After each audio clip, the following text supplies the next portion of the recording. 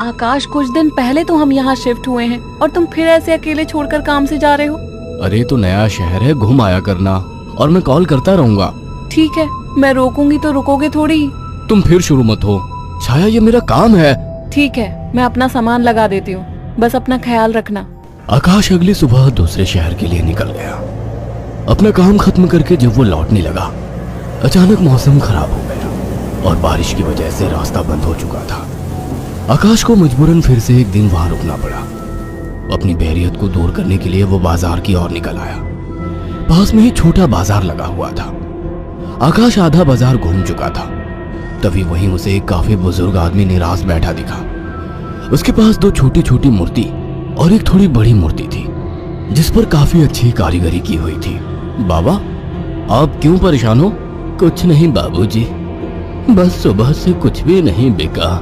अरे बाबा, आप परेशान ना हो। ये मूर्ति कितने की है? एक काम कीजिए, ये 2000 रुपए है, ये मुझे दे दीजिए। बुजुर्ग ने डरते और झिझकते हुए कहा, लेकिन बेटा, ये मूर्ति शापित है। ये सब बकवास बातें होती हैं बाबा, कोई शाप वाप नहीं होता है। लाओ, ये मूर्ति मुझे दे दो। बुजुर्ग ने कांपते हाथों से उस मूर्ति को आकाश को दे दिया।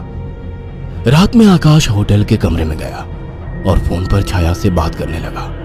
उसे ठंड सी महसूस होने लगी। फोन रखकर वो सोने के लिए लेट गया। रात गहरी हो चुकी थी, बारिश की वजह से ठंड थी, पर उसे अचानक गर्माहट महसूस होने लगी।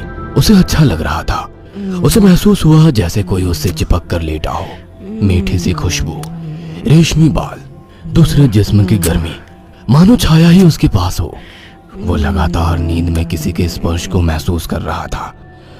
अचानक उसे अपने शरीर पर वजन महसूस हुआ। वो अचानक से उठकर बैठ गया। कमरे में बिल्कुल अंधेरा था।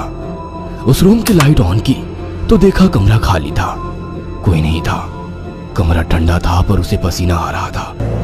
अगले दिन सुबह वो जल्दी होटल से निकल गया और शाम होते होते घर आ गया। छाया को फोन किया तो पता लगा वो माँ के यहाँ गई है, आज ही आने वाली है।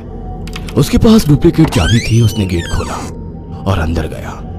थोड़ी देर बैठने के बाद नहाने चला गया। उसे बाथरूम में जाने के बाद ऐसा लगा बाहर कोई है। वो जैसे ही निकला उसको कोई नजर नहीं आया। वो ऊपर गया और उसे एक परछाई नजर आई। कौन है? छाया, मजाक मत करो, मुझे ऐसा मजाक पसंद नहीं है। तभी दरवाजे की डोरबेल बजी। जाकर देखा तो छाया थी। आकाश उसे देखते ही